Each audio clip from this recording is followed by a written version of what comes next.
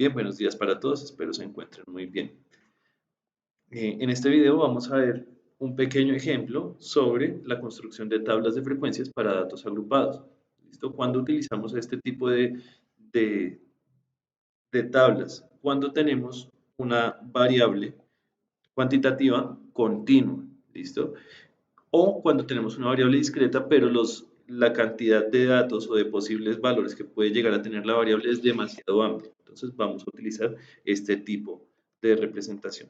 Bien, entonces por ejemplo aquí tenemos el conjunto de posibles estaturas que que encontramos en un conjunto de jugadores, de estaturas de jugadores de fútbol profesional colombiano. ¿Listo? Estas alturas están dadas en centímetros. ¿Listo? También podríamos haberlas dicho en metros, que sería, por ejemplo, 171 centímetros, equivaldría pues al 1 metro, 71, 1.71 metros. Bien, entonces para que lo tengan en cuenta, esto también habría podido aparecer como una distribución, digamos, más aparentemente continua. ¿Listo? Lo primero que tenemos que conocer es qué tamaño tiene esta muestra, es decir, cuántos elementos o cuántos jugadores están participando en este sondeo. Esto lo vamos a denominar con N. ¿Listo? En este caso tenemos 255 datos.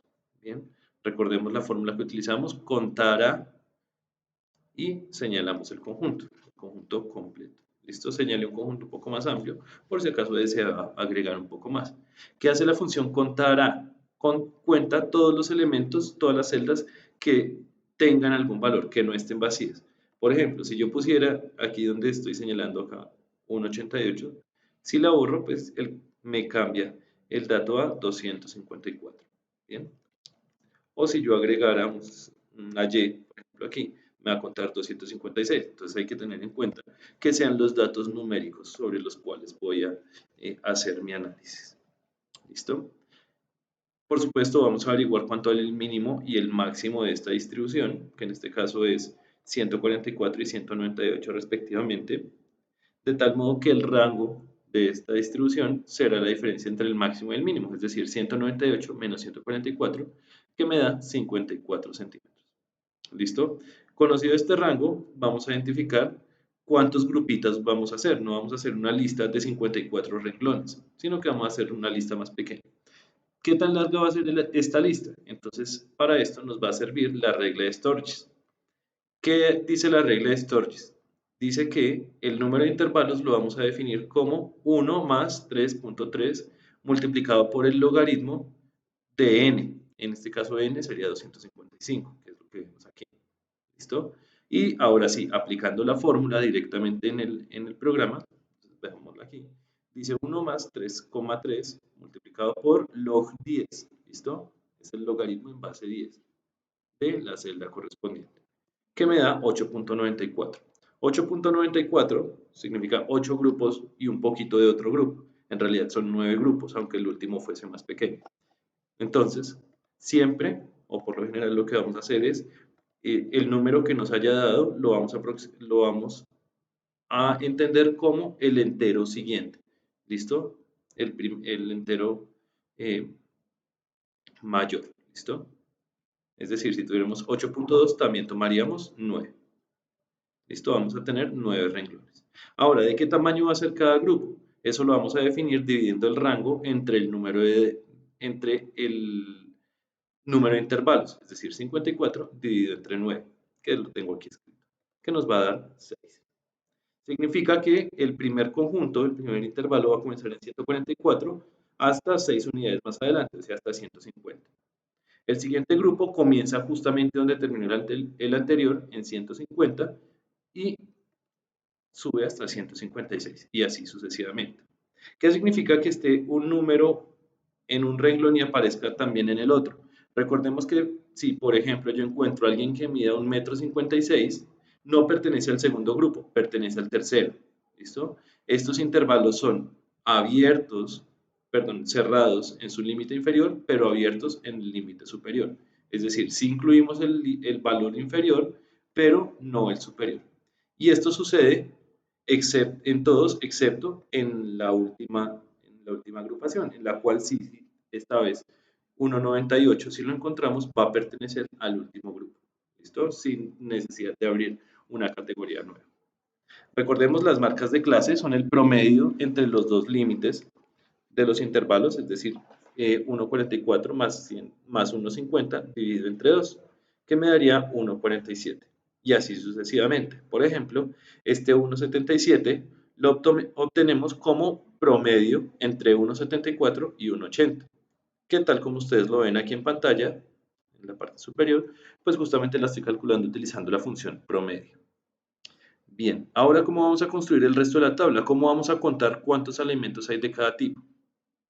En la ocasión anterior, cuando estábamos contando datos discretos, estábamos utilizando la función contar.si. En este caso, esa no nos va a funcionar porque estamos hablando de un rango de datos, ¿listo? De un intervalo de datos, de valores. Entonces, ¿cómo lo vamos a hacer? Vamos a utilizar la función frecuencia. ¿Cómo utilizamos la función frecuencia? Entonces, igual frecuencia, tal como lo ven en este momento, y seleccionamos el rango de datos sobre el cual voy a buscar.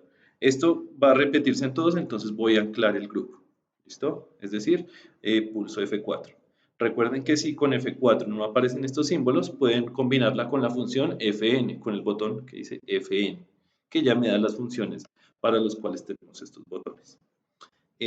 Ahora continuamos, vamos a buscar esta vez los elementos que están por encima de 144, pero por debajo de 150. Entonces, me va a aparecer en este caso, voy a dar punto y coma, y voy a señalar los límites superiores de cada intervalo, es decir, desde 1,50 hasta 1,98. ¿Listo? La segunda columna de los intervalos. ¿Listo? Esta no la voy a anclar porque va a ir desplazándose a medida que yo voy. Y cierro paréntesis. En este caso dice que hay 5 personas que miden más de 1,40, desde 1,44 hasta 1,50 sin llegar a medir 1,50. Es decir, si tuviéramos 1,49999, pues estaría dentro del primer grupo. Y extiendo la fórmula. Por favor, préstenme atención en este último detalle. ¿Listo? Aquí lo que yo tengo es lo siguiente. Es que dice que hay 5 personas que están en el primer grupo, 23 en el segundo, 65 en el tercero y así sucesivamente, y dice que hay 255 en el último.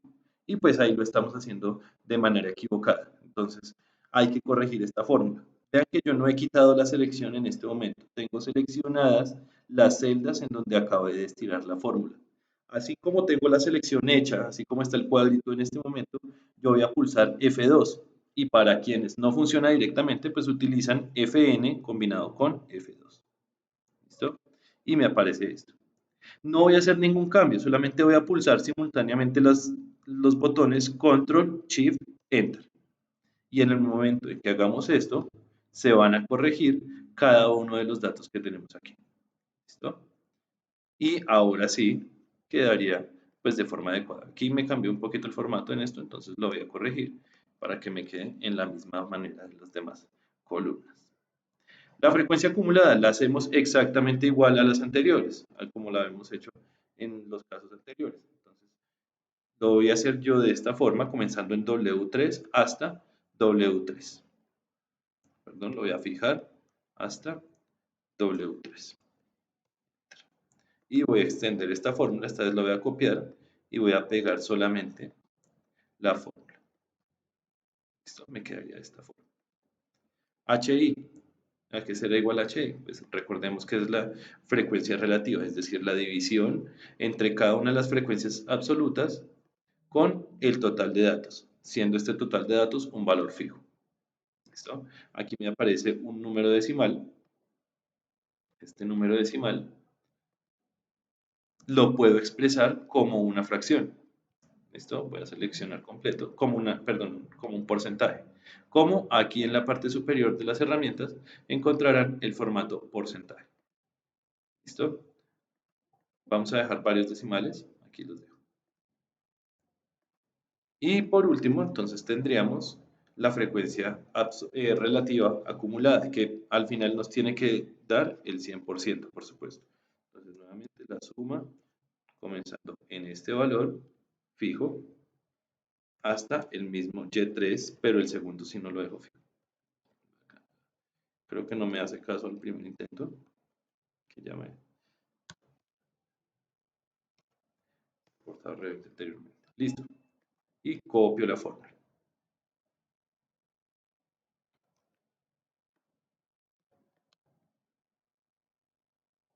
Quedando así mi tabla de frecuencias. Nuevamente lo quiero como porcentaje, entonces lo pongo en el formato que yo deseo. Listo, lo voy a escribir así. Quedando así nuestra tabla de distribución de frecuencias. Espero que haya sido de ayuda para ustedes, que les sea útil y pues que les vaya muy bien. Bien, hasta pronto.